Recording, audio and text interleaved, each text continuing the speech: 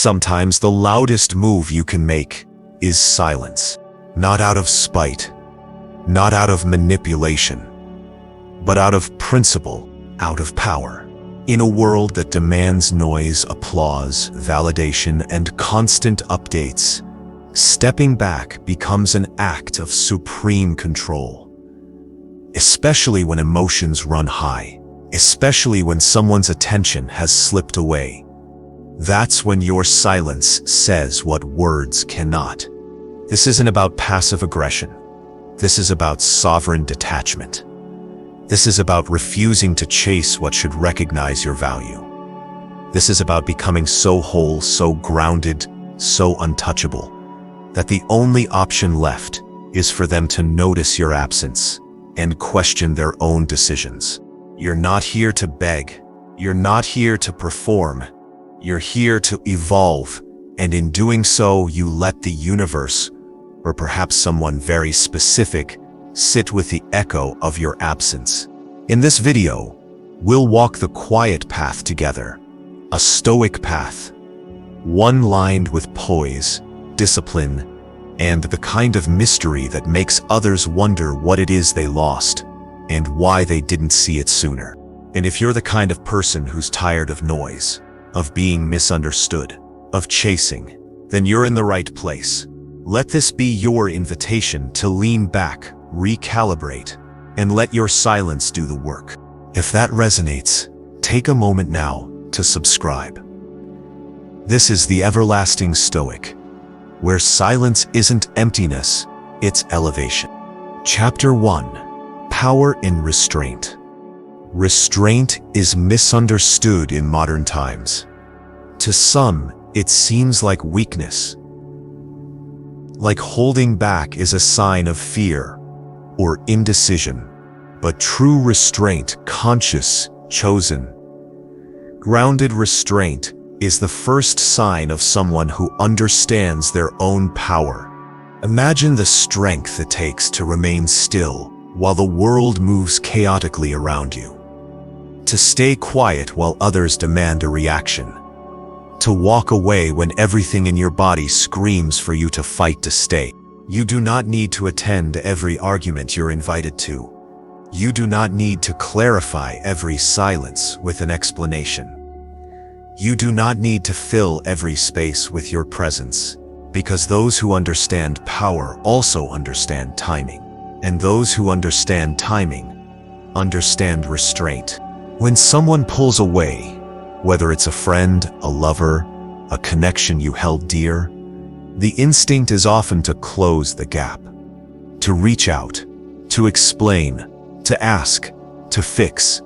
But the moment you feel the urge to run after what is running away, stop, breathe. Ask yourself, is this the moment to act? Or is this the moment to retreat with strength? Because here's the truth most never want to admit. Real influence happens not when you try harder, but when you hold back. When you resist the temptation to seek validation. When you stay composed, collected, and eerily calm in the face of emotional turbulence. Restraint doesn't mean you don't feel. It means you feel deeply, but you're not a slave to those emotions. It means you've trained yourself to pause between the stimulus and the response. And in that pause, you reclaim your dignity. There is immense nobility in walking away quietly when your worth has been overlooked. It does not mean you lack affection. It means you possess respect, not just for them, but for yourself. Restraint also speaks volumes about your standards. You are not someone who begs. You are not someone who trades integrity for attention. You are not someone who needs to be seen at all costs. You are someone who, by simply stepping back, lets others notice their own blindness. Consider this. If they needed your presence to thrive, and now they do not have it, your absence will speak louder than any message you could send. But only if it is dignified, only if it is silent, only if it is deliberate. There is a difference between disappearing in pain and stepping aside with purpose. One is escape, the other is elevation. You see, there are people in your life right now who expect you to come running. They expect you to chase, to apologize, to plead for recognition. They're used to having that power over you, the power to ignite reaction. But when you offer nothing, no reply, no resentment, no need to correct the story, you strip them of that power. You disrupt the dynamic. You remind them they are no longer the center of your universe. This is not about games. It's about principles. It's about knowing that the moment you chase what does not reciprocate, you betray yourself. And once you do that, your self-respect begins to erode, quietly, but surely.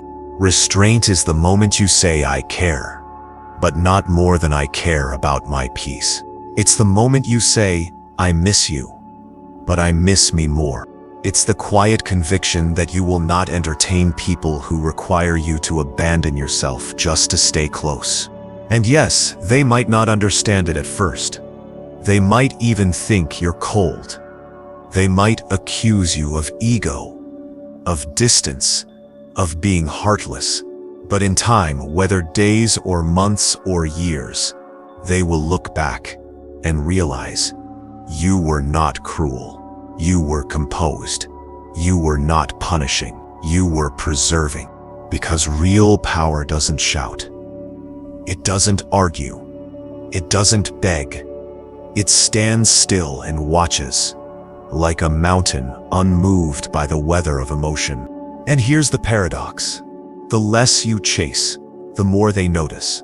The less you prove, the more they wonder. The less you react, the more your absence disturbs the very balance they once took for granted. That is the hidden power of restraint. Not to punish, but to awaken. To awaken their conscience, their regret, their realization. You don't need to explain what they lost. Let them sit with it. Let them feel it in the space you once filled. And while they process that silence, you are not waiting in bitterness. You are not checking your phone. You are not building your life around their return. You are growing. Quietly, fiercely, beautifully. So ask yourself this. Where in your life can you replace reaction with restraint? Where have you been giving your power away by rushing to explain, to fix, to beg? And what would it look like, truly look like, if you just stepped aside and let your silence speak? If you've ever experienced this power, or are currently walking that path, share it in the comments. Your story might be the very reminder someone else needs today. Keep walking. Keep quiet. Keep growing. They'll notice. They always do. Chapter 2. Silence sparks curiosity. Silence has a sound, not a literal one, but an emotional one. A presence that lingers, haunts, questions, and echoes. When used with intention, silence becomes less of an absence and more of a presence that people cannot ignore. It unsettles, it shifts the energy in a room, in a relationship, in a dynamic, because suddenly the narrative is no longer being fed. The script stops, the music fades, and the mind begins to wonder, what just changed? That's the power of silence. It invites curiosity. Curiosity is one of the most potent psychological forces in human nature. When we don't understand something, we obsess over it. When a pattern is interrupted, we become hyper-aware. When someone who used to respond immediately doesn't, we start to wonder why. Was it something we said, something they felt? Have they changed? Have they moved on? This is why silence works. Not as a weapon, but as a signal. It tells the other person, You no longer have access to my energy. You no longer get free entry into my thoughts. The doors are still there, but they are closed and locked. And unless you knock with sincerity, you won't hear my voice again. When people grow used to your presence, they stop questioning it. They take your availability as a given. Your texts, your affection, your time. They assume these things will always be there. And in doing so, they stop valuing what you bring. That's not because they're cruel, it's because they're human. We tend to devalue what is always within reach. So when you go quiet, not with bitterness, but with calm detachment, the world around you begins to shift. And most importantly, their perception of you begins to shift. Now they are no longer sure where they stand. They begin to wonder if they've misjudged your devotion. They begin to ask themselves questions they never had to ask before. Did I push too far? Did I make a mistake? Are they really done? You are no longer predictable. And in that unpredictability, your mystery returns. This mystery is essential. For when someone becomes fully predictable, they become emotionally flat. They lose the very intrigue that pulled others toward them in the first place. But mystery doesn't require games. It requires stillness. Stillness that says, I know what I bring to the table, and I don't need to shout about it. When you go quiet, the mind of the other cannot stay still. Especially if you once shared connection. Especially if there were unresolved emotions, unfinished stories, or unspoken tension. They will replay your last words over and over. They will scroll through your photos. They will revisit memories. Not because they want to, but because your silence forced them to. It interrupted the program. And the beauty is, you don't have to do anything. You don't have to explain yourself. You don't have to craft elaborate justifications. Your withdrawal is enough. The sudden lack of validation becomes louder than any confrontation could ever be. Think of it like a song you've always heard in the background. The moment the music stops, truly stops, you suddenly notice the silence. You become aware of what had always been playing.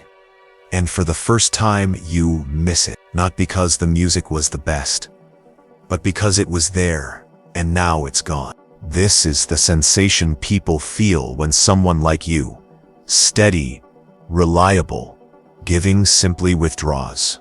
When you don't reply, don't argue, don't chase. When you don't offer access.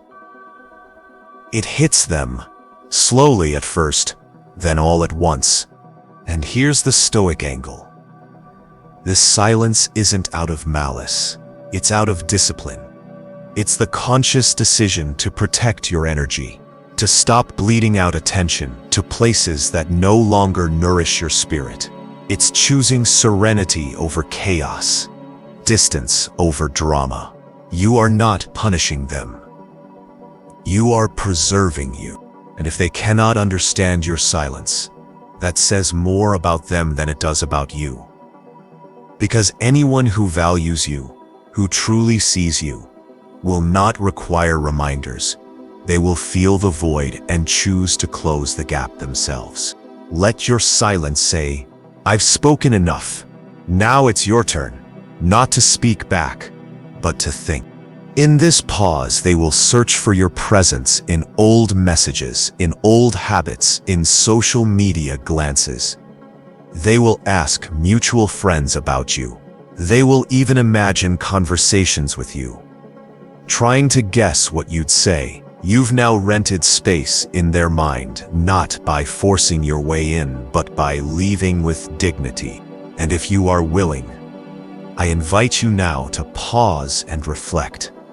When has silence revealed more than words? When has your quiet distance caused someone to reconsider their behavior, their treatment, or their decisions? Share those stories in the comments. Your voice, even shared in text, can carry weight and offer perspective to those walking a similar path. And if you haven't yet tried this path, try it now. Just once. Instead of explaining, stay still. Instead of reacting, remain quiet and watch the curiosity grow in the minds of those who once thought they had you figured out. Silence doesn't mean you're gone. It means they must come find you, and only if they're ready to meet the version of you that no longer begs to be seen. Chapter 3. Absence fuels desire. Desire is a strange creature. It doesn't feed on constant closeness. It grows in distance. It is amplified in absence, when something or someone is always there, always visible, always accessible. The brain stops registering them as precious. Familiarity breeds comfort, but comfort often blinds us to value. This is one of the great paradoxes of human attraction. We chase what steps back. We crave what eludes us. And though it seems irrational, it is rooted deep in the way we're wired. That which withdraws from our reach becomes psychologically compelling. We assign meaning to it. We fantasize about it. We elevate its importance, not because it changed, but because it vanished. Your absence, therefore, becomes not a lack but a spark. When you step away, they feel it. Even if they pretend not to. Even if they act unbothered. Even if they are surrounded by distractions. There is a specific void only you filled, and when you're no longer there to fill it, the shape of that absence becomes unmistakably yours. They notice the lack of your voice in their inbox. They notice your name not lighting up their screen. They notice the silence that sits where your laughter used to live. And as they notice, something stirs inside them. Doubt, wonder, longing. The same person who once seemed indifferent to your presence now quietly aches for it. Because here's the secret they won't say aloud. They were always warmed by your light. They just never thought it would go out. Absence makes people think. Really think. When you are present, others react. But when you are gone, they reflect. Reflection is what births desire. It creates emotional contrast. It reminds people that attention isn't guaranteed, that energy isn't unlimited, that connection must be nurtured, not assumed. And you, by stepping away, allow this process to unfold naturally. You don't need to nudge it along. You don't need to manipulate. You simply need to disappear with grace. That grace is everything. Disappearing with bitterness poisons the memory of you. But disappearing with serenity, that preserving with serenity, that preserves the allure. It allows them to remember the best of you, without the damage of a dramatic exit. It leaves the door open just enough for their imagination to wander. And that imagination, if left unchecked, will build castles of longing in their mind. They will wonder where you are, what you're doing, who you're with, not because they own you, but because they once had access to something rare, and now they do not. That is the emotional cost of taking you for granted. But this only works if your absence is complete. You cannot withdraw and still linger in the corners. You cannot half vanish and expect desire to ignite. No, the absence must be entire, clean, cold, quiet. You must become a silhouette in their mind, one they can't touch, can't reach, but can't stop thinking of. This is difficult, of course, especially if you still care. Especially if there is a part of you that wants to check in, to peek, to reach out under the disguise of just seeing how you are. But that urge, That's the very thing that kills the effect. The minute you reappear too soon, you interrupt the growth of their longing. Give it time. Let them sit in the echo of you. Let them replay your last conversation. Let them wonder what you're becoming. And in that wondering, they'll remember what they lost. And here's the Stoic truth. Your absence is not just about them. It's also about you. It's about remembering who you were before they entered your life. It's about rediscovering your solitude, your self-worth, your sovereignty. The goal is not just to make them miss you. It's to become so fulfilled in your own space that their longing becomes irrelevant to your progress. Because if they do come back, truly come back, it will be with reverence. Not out of need, not out of fear, but out of recognition. A recognition of who you are when you stop giving your energy away freely. And if they never do, you've still won, because you've grown, you've healed. You've walked into a chapter that no longer relies on external affection to feel alive. So pause now, if you're willing, and reflect. When has your absence ever opened someone's eyes? When has stepping back created more desire than presence ever could? If you've lived this truth or are living it now, write about it below. Your story might remind someone that letting go doesn't mean losing. It means rising. Desire is born in the space between. And your absence is more powerful than you think. Chapter 4. Focus on your path. When you step aside, the greatest mistake would be to stand still, frozen in the absence you created. Because withdrawal is not the end, it is the beginning. The moment you let go of chasing someone else's attention, you reclaim the energy to pursue your own evolution. This chapter is where the true transformation happens. To focus on your path is not about distraction. It's about devotion. Devotion to your progress. Devotion to your growth. Devotion to the man or woman you're becoming when nobody is watching, clapping, or validating. It's about learning, perhaps for the first time, to be centered within yourself. Too many people make the mistake of stepping back from someone else, but not stepping forward for themselves. They wait. They obsess. They monitor. They quietly hope for a message, for a sign, for a return. And in doing so, they remain tethered, not in presence, but in spirit. That's not true distance. That's just invisible bondage. To truly shift the dynamic, you must not just step away.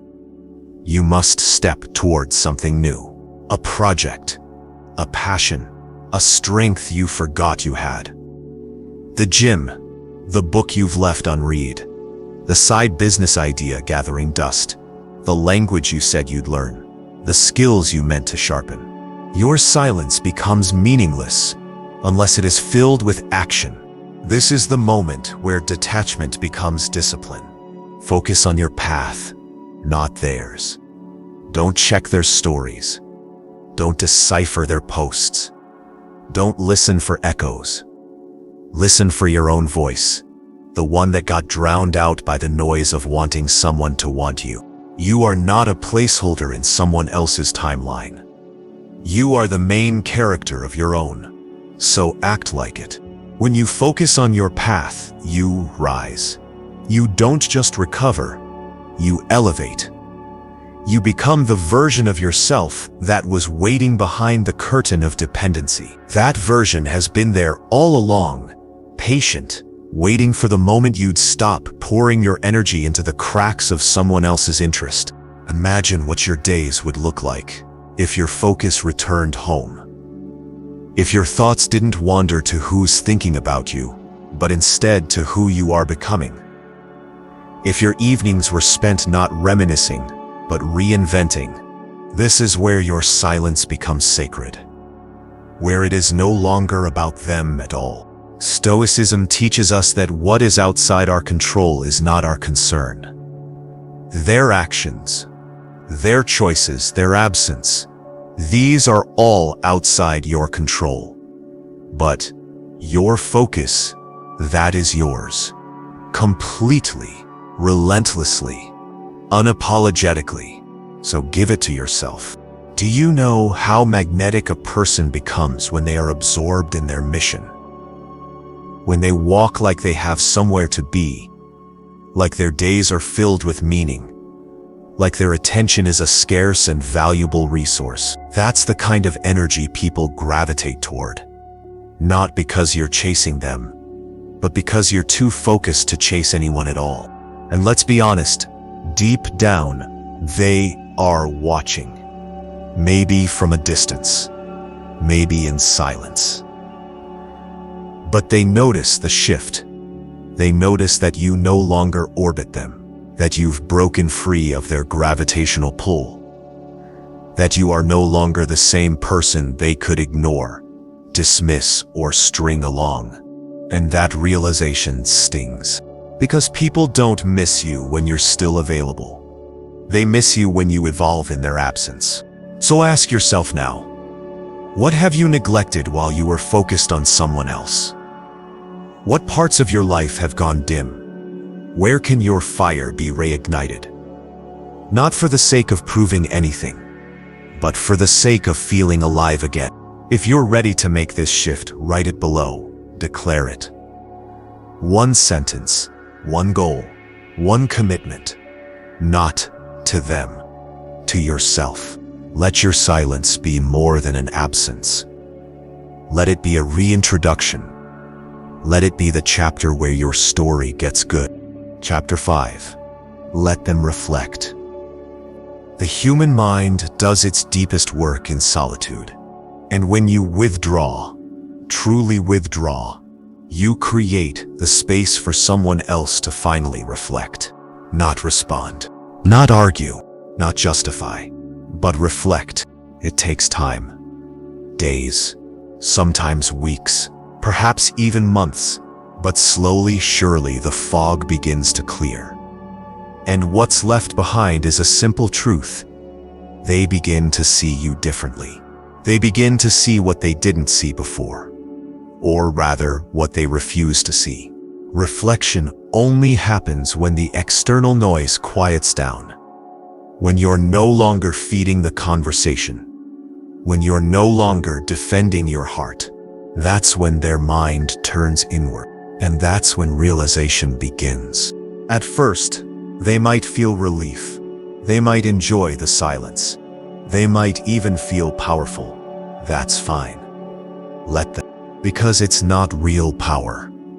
It's emptiness disguised as independence. Realization rarely arrives at the beginning. It comes late. It comes slow. But when it hits hard. They'll recall your consistency, your compassion, your presence, your energy that always showed up. And suddenly, they'll recognize what a rare thing that was. Not because you told them, but because now it's gone. They will scroll through old conversations, not out of nostalgia, but out of analysis. They will replay moments that once felt mundane but now feel golden. They will hear your voice in situations that demand patience. They will remember your advice when they feel lost. They will imagine your reaction when something reminds them of you. And most of all, they will realize what it feels like to be on the other side of absence. But this process only works if you don't interrupt it. You must not break the silence just because you miss them. You must not reach out just because you're tired of wondering. You must allow them to reach their own conclusions, even if it takes longer than you'd like. Because any insight you try to give them will never match the insight they discover on their own. And that's what Stoicism is all about. It's not about controlling outcomes. It's about embodying your values regardless of them. You're not silent because you hope for a return. You're silent because you refuse to fight for someone's realization. That's not your role. Your role is to step back and let the reflection take root. In that stillness, the mirror they avoided becomes clear. and it forces them to ask, why did I let go of someone who was so present? Why did I stop appreciating someone who gave so consistently? Why didn't I see what they were offering? And when those questions come, and they will come, you will not be there to answer them. You will not be there to soothe their guilt. You will not be there to reassure. That is part of the cost they must pay for your absence. This is not cruelty. This is consequence. You see, when people know you'll always be there, they stop reflecting. They rely on your return. But when you become uncertain in their mind, when your energy is no longer a guarantee, that's when they reflect not just on you, but on themselves. And here's the deeper truth. If they never reflect, if they never reach that understanding, then they were never meant to hold space in your story. Their chapter was meant to close, and your silence simply turned the page. But if they do, if they truly reflect, it's not because you convinced them, it's because you stepped aside long enough for them to see the picture clearly. So let them reflect. Let them sit in the space where your presence used to be. Let them notice the quiet. Let them wrestle with it. Let them awaken at their own pace. And while they do, write this in the comments, not for them, but for you. I am no longer waiting. I am becoming. Let that be your anthem. Let that be your compass. Chapter 6, Your Strength, Intrigues. There is a moment, it happens quietly, subtly, almost imperceptibly, when the person who once underestimated you begins to look again. They watch, not obviously, not directly, but they observe from afar. Something has changed. Something about the way you carry yourself. The way you don't flinch. The way you don't need them anymore. It stirs something in them. This is the intrigue of strength. Not loud strength. Not performative bravado. But silent, sovereign, stable strength. The kind of energy that doesn't chase, doesn't boast, doesn't seek validation. The kind of strength that lives in your posture, your schedule, your presence. The kind that walks into a room without speaking and still shifts the air. You've been building this version of yourself ever since you stepped back. You've poured your energy inward. You've fed your spirit with progress. And now, even if they don't say a word, they feel it. They might scroll through your photos longer than before. They might check your status updates and look for clues. They might talk about you to mutual friends, casually, curiously. But the subtext is always the same. What changed? What changed is that you stopped giving your power away. And nothing intrigues more than someone who no longer needs to be chosen. There is a quiet magnetism in becoming self-sufficient, in showing the world and yourself that you are enough, that your life is full even without them, that your joy doesn't depend on their recognition. And the very moment they realize they can no longer shake you, no longer predict your moves, no longer manipulate your moods, that's the moment they begin to feel drawn back in. But here's the key. Your strength must not be an act. It must be real. It must be built on self-work, not spite. It must be rooted in peace, not performance. Because people can sense the difference. They can smell bitterness masked as strength, but true strength, that unbothered energy, it resonates, it humbles. And this kind of strength isn't about being cold. It's about being clear. Clear about your worth.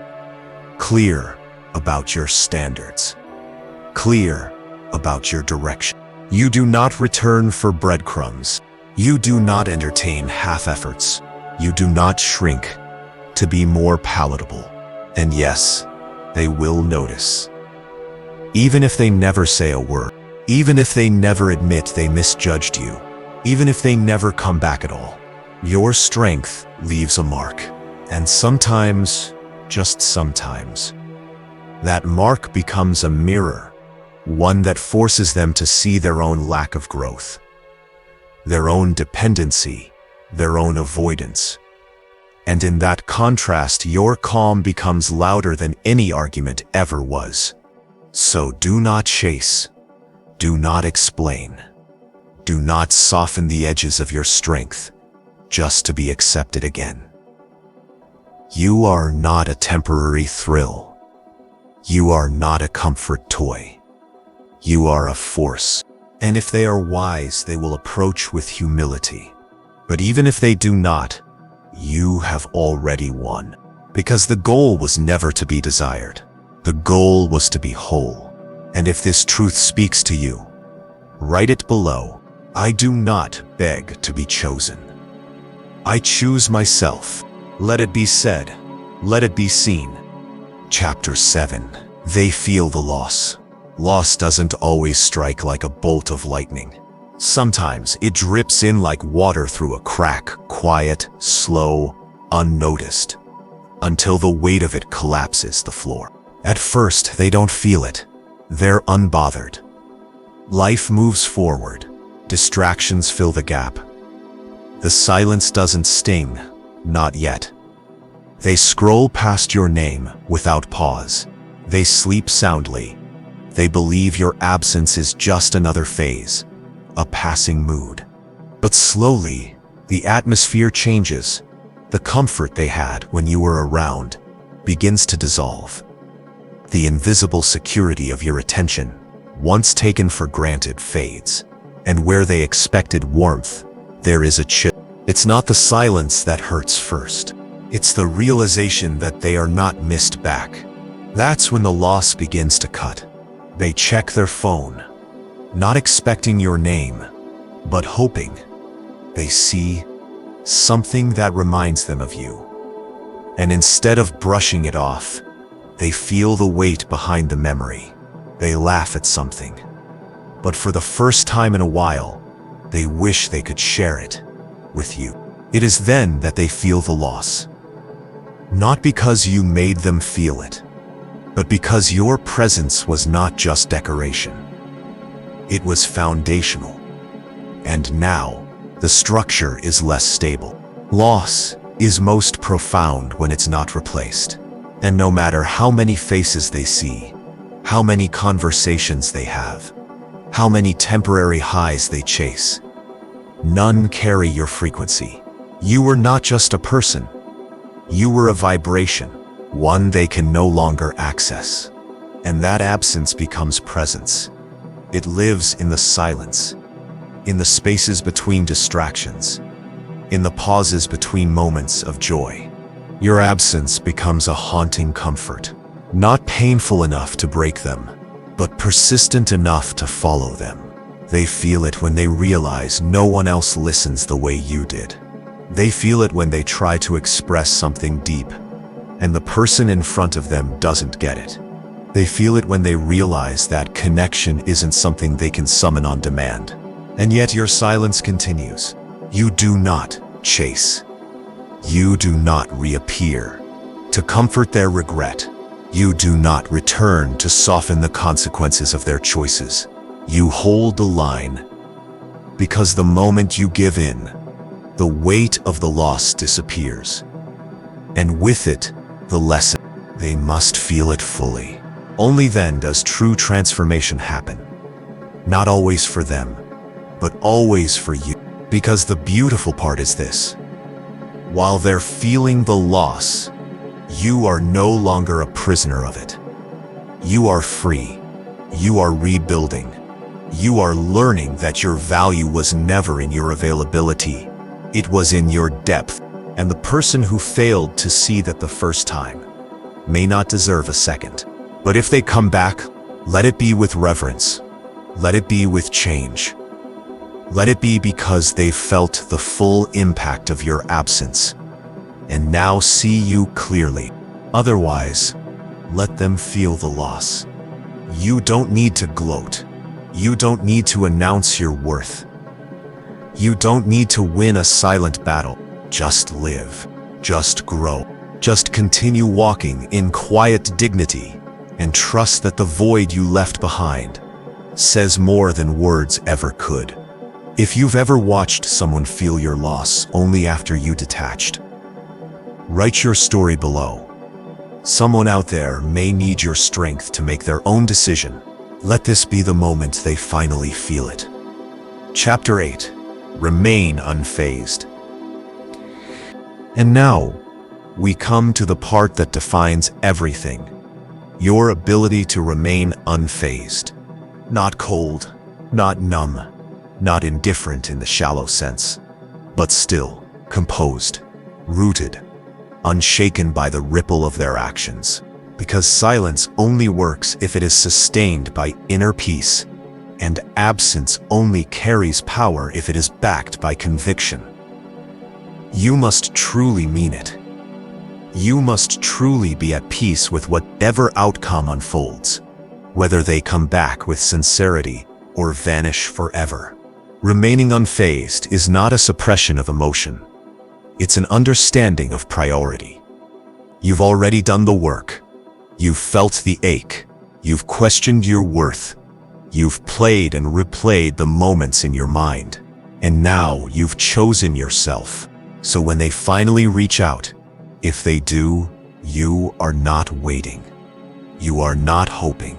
You are not scrambling for meaning behind every word they send. You are simply still. You listen. You observe. You do not react from hunger, from desperation, from old patterns. You respond, only if you choose to, from a place of clarity, a place of power. Remaining unfazed does not mean you don't care. It means you've elevated the conversation. It means you know that your peace is not up for negotiation. It means you no longer attach your self-worth to whether someone sees it or not. This is the final evolution, to become so centered that nothing shakes you. Not flattery, not indifference, not even the promise of closure. You give yourself that closure. You give yourself that affirmation. You become your own foundation. This level of emotional independence is rare. Most people are still reacting to the shadows of the past, to ghosts in old messages, to wounds never stitched. But not you. You have stared into the silence. You have made peace with the absence. You have chosen growth over chaos. And now you are the calm in the storm. When they test the waters, when they try to prod for a reaction, when they send vague messages hoping to hook your attention, you remain still, not out of pride, but because you are no longer accessible in the same way. Not everyone should get the old version of you again. If they want your presence, it must be earned. And if it never is, so be it. You are not holding your breath. You are not waiting for justice. You are not constructing fantasy reunions in your mind. You are alive, here and now, grounded in the beauty of your own path. That is what Stoic power looks like. Not the absence of emotion, but the mastery of response. You have become someone unshakable, not because nothing moves you, but because you move through everything without losing your direction. So if they return, you will not run. If they vanish, you will not break. If they linger, you will not bend. And if this resonates, if you have reached this point of calm after chaos, share it in the comments. Your story of becoming unfazed may be the very thing that anchors someone else in their storm. Let the world move. You remain still. Conclusion. Stepping aside is not weakness. Staying quiet is not defeat. It is one of the strongest acts of self-respect you can ever embody. You do not need to announce your worth. You do not need to chase validation. Your silence, your distance, your peace, they all speak louder than any speech ever could. They may not get it now, but they will. They may not say it, but they'll feel it. And if they're wise, they'll realize what they lost.